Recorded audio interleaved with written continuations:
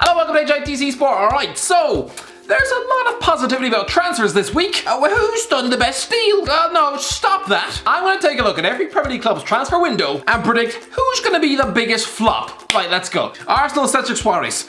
Okay, this one doesn't take a genius. Cedric Suarez already had his audition for the Arsenal job last season when he was on loan from Southampton. It took him until July to make his goddamn debut. He only played 5 times. Why is he being signed up? It's like giving a full-time contract to Kim Kallstrom or Dennis Suarez. It's like going to a job interview and getting sick in the employer's face before backing over his elderly wheelchair-bound mother on the way out of the car park and still getting the job. It's like getting a job as a lifeguard at a school swimming pool despite A, being on a register and B, being bored without feet. Suarez will be lucky to play more than 3 league games this season. This is just a complete waste of time. Aston Villa, Bertrand Traore. Okay, in theory, Aston Villa fans should probably be sneezing from the knob into a Kleenex. Not only have they just stuck 7 past the champions of England, they also have Bertrand Traore to come into the starting lineup. Listen, yes, Traore is a 25-year-old forward who ripped up French football for Lyon, but did he really though? He scored 1 league goal last season in over 20 games, being outscored in that division by Eric Choupo-Moting. Sorry lads, if he managed to score 10 league goals for Villa this season, I'll happily lick my left toe. And look at it after Sunday League last week. It's like a banana after spending 6 hours in a school bag. Brighton Adam Lallana. Okay, I realise that Adam Lallana is a big name, but am I the only one who thinks he's past his best? He turns 33 this season and spent the last 6 years playing with a much higher caliber of footballer. His role for the last 3 years has just been playing 10 games a season, strolling on the pitch for the final 20 minutes in a game that's already been won. It's a much easier job than digging in for a relegation battle with Solly March in midfield. Burnley, Dale Stephens. Okay, Burnley only made 2 signings. Let's say Dale Stephens. Why not? He's a 31-year-old central midfielder and is the very definition of the word bang average. I'm guessing he's not gonna do much for Sean Dyche. Chelsea, Timo Werner. Okay, I've been keeping quiet about Timo Werner until now because more than 3 years ago I predicted Alvaro Morata would fall into Chelsea striker curse and angry Chelsea fans wanted to take one of my kidneys. Yeah, it was a bit of a lazy assumption, but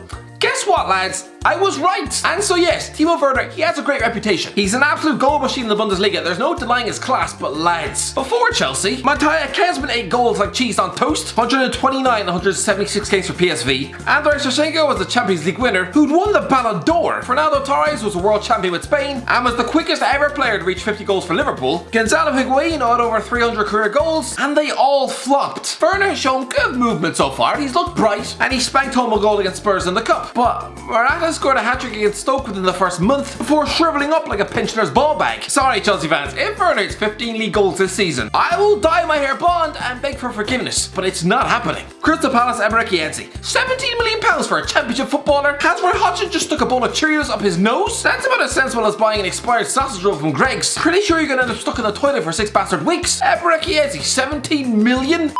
Sorry lads, just joking, I almost had you there. Don't worry, I know Etsy is a very good footballer. And even hinting that he's not has probably risen your blood pressure to dangerous levels. Let me do this again. Crystal Palace, Michy Batshuayi.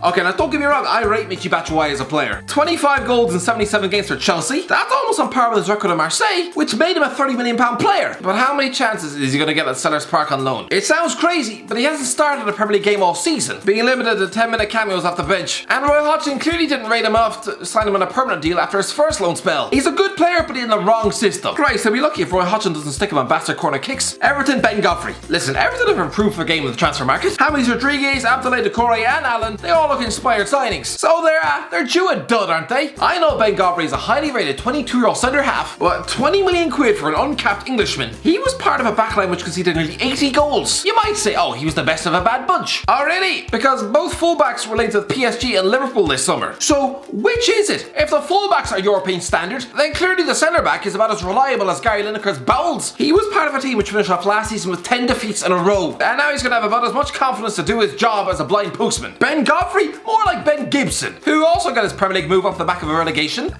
barely played and was loaned back to the Championship within 2 years. That is Godfrey's fate. Fulham, Ademola Lookman. Considering how hard Newcastle tried and failed to sign Ademola Lookman in January, does anyone think it bizarre how utterly easy Fulham managed to get him in the door on loan? This guy is a 22-year-old winger who burst onto the scene 3 years ago with a goal in a 4-0 Everton win over Man City on his debut, in a game where Pep Guardiola must have felt like shooting Claudio Bravo in the face. Since then, Lookman hasn't done much. No goals in his next 35 games for the Toffees. No goals last season at RB Leipzig. If you're trying to tell me this guy is end product, well then I have a liver made of dog piss. He's a flair player stuck in a chaotic Fulham team, about to sack their manager and get battered every week. It's gonna be rough. But he's taking orders from Alan Pardew in the middle of a relegation battle in March 2021. He's probably gonna want to punch his agent in the face. Leeds Diego Llorente. Lads, Diego Llorente, he might actually find it tough to get into this Leeds team. A bit like Phil Jagielka at Sheffield United last season. A big name, but he arrived at an already settled back four for a newly promoted team flying it. Yes, Llorente is a highly rated £20 million defender from Real Sociedad, but Marcelo Bielsa might want to show faith in the backline, which largely kept out Man City last week. It could be a tough season of Premier League adjustment for Llorente. Leicester, Kengi's under. Okay, well I can't pick Timothy Castagne now, can I? If I did, you'd be worried that I had a toothbrush lodged halfway up my skull. Let's go with 23-year-old Turkish winger Cengiz Under, signed on loan from Roma. I'm not sure why, I just get the feeling he's going to be one of these forgettable anonymous loan deals. He's just going to be a spare part of the King Power. He's never scored more than 7 league goals in a season ever. Do Leicester even really need him? Liverpool, Diogo Jota. Listen, I rate Diogo Jota, even though it's taken me until this week to realise his name isn't Diego. So that's not a good start. Well lads, at Wolves he was a class act, I know that much. Versatile, could play anywhere across the front three, scored 16 goals last season, including 2 Europa League hat-tricks. That is incredible, and he would start for most clubs in this division. Liverpool are not one of them. I'm sorry, he's going to have a frustrating season. You just know it. Liverpool's front line is unbreakable. Not even Raheem Sterling would get into that team. So what chance does Jota have? He'll play the cup games, deputies for Sadio Mane when he's away at the African Nations Cup, but other than that, he'll just be an impact sub. If he costs £15 million, it would be fine. There'd be no scrutiny, but he's literally the most expensive player in this club's 128-year history.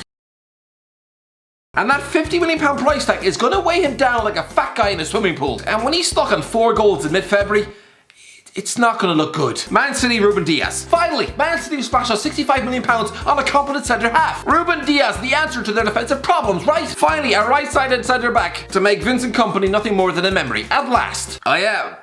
Do you realise how much cash Pep Guardiola has chucked at his back four already? £421 million. And most of the defenders he's brought have been utterly soggy cabbage. Sure, Ruben Diaz is a highly rated centre half brought in from Benfica, but so is Victor Lindelof at Old Trafford, and he's got all the athleticism of a constipated pig. Nicolas Otamendi arrived at the Etihad with similarly big expectations, but he mostly meandered about like a drunk Uber driver. Trust me lads, we've seen it all before. Diaz is going to be another defensive accident. Man United, Edinson Cavani. Okay, it would be easy to write Amad Diallo off as another bebe, but I find it a bit uneasy writing off a kid who was born 1 week after 2002 World Cup final. Rise above lads, when Cristiano Ronaldo made his international debut for Portugal, Diallo was learning how to walk and probably living off a diet of crayons, toothpicks, and milk from his mother's kidneys. The signing of Alex Telles, it smacks of when the club tried to sign Fabio Cuadrado 7 years ago, but all he has to do is just be better than Luke Shaw. It's not exactly an unrealistic barometer of unattainable success now, is it? It's like getting a job at an office and just being told to outperform the work experienced kid. You know, the guy who arrives late every day, hasn't washed in 3 weeks, and mostly smells of armpit sweat. No, instead, I'm gonna go for Edison Cabbany. Listen, the freebie arrival of a centre forward with 50 goals for Uruguay. It'll probably force Odi Nagano to spend the next month crying in a bath. But this also screams panic buy. Ed Woodward scrambling about for a big name to appease the fan base. Otherwise, he's gonna have Fat Mancunians chucking sour eggs at his house, just shouting at him on his lawn when he's trying to watch the Great British Bake Off in peace. Listen, Cavani was a world-class striker for Napoli and PSG. He's performed on the biggest stage, but ask yourself, why did it take until the first week of October for him to get a job? And why sell Romelu Lukaku just to replace him with a similar target man 6 years older? This reminds me of the unnecessary deadline day signing of Falcao in 2014. Topping up an already impressive forward line when they had Tyler Blackett in defence and had just been spanked 4-0 by MK Dons. Make no mistake about it, Cavani was bought to sell shirts and distract the fans. That is it. Newcastle, Jamal Lewis. Yeah, controversial one, and Newcastle fans will hate this. Listen, the £14 million arrival of Jamal Lewis from Norwich, it's an exciting signing. He's a future England left back linked with Liverpool in the summer. True, and the 22-year-old is a good attacking left back, but this is Newcastle and Steve Bruce. At Anfield, Jory'd be the cup left back, rampaging forward, stretching the opposition defence, playing half the game the opposition half. But at Newcastle, lads, this is a team who allowed Norwich, yes, the league's bottom club, to have nearly 60% possession in their own stadium. Leicester City nearly 80%. It's a disgrace. I'm convinced no attacking fullback can look good in Steve Bruce's negative system. Trust me, by March, if Lewis even crosses the halfway line, he'll probably break out on a goddamn nosebleed. Sheffield United, Ryan Brewster.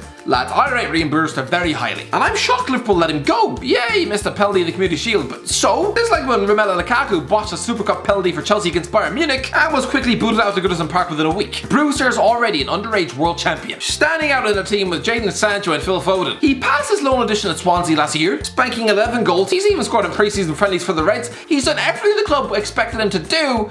So why shouldn't Klopp let him go? The truth is that Sheffield United is the wrong club for a guy like him. This is a struggling team who are clearly being suffocated by second season syndrome. So a talented striker trying to make a name for himself in a team low on morale, scrapping for points. It's like when Giuseppe Rossi was loaned to Newcastle in 2006. Southampton, Theo Walcott. Lads, I don't think Theo Walcott will be awful for Southampton or anything, but he won't meet expectations. Southampton fans will remember him as that lightning quick 16-year-old who stood out in a dull championship team back in 2005. He was their prodigy, the next Michael Owen, the kid who'd get them on the edge of their seat.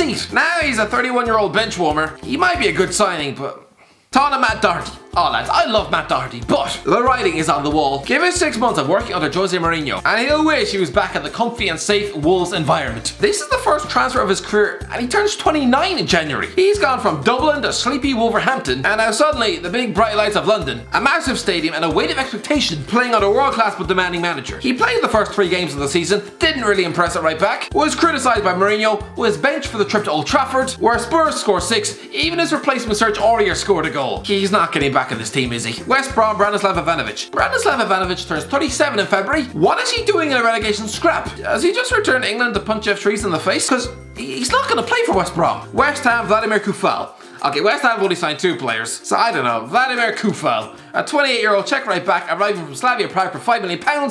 Let's say him. Wolves, Nelson Semedo. Potential £40 million for Nelson Semedo. For a right back so utterly traumatised in August. For a guy who chucked in the worst individual display ever seen in a Champions League quarter-final. Sure, the 26-year-old Portuguese international is a good right back on his day, but £40 million for someone part of a Fenchurch conceded 81 match? The only way Alphonso Davies could have humiliated him even more would be if he went home and slept in the bed of his wife. Anyway, that's it. Let me in the comments below. Who of these do you think is going to be a flop? If not, I don't know. Let me know in the comments below. Join the video, like that, subscribe, and as always, I'll talk to you in a while.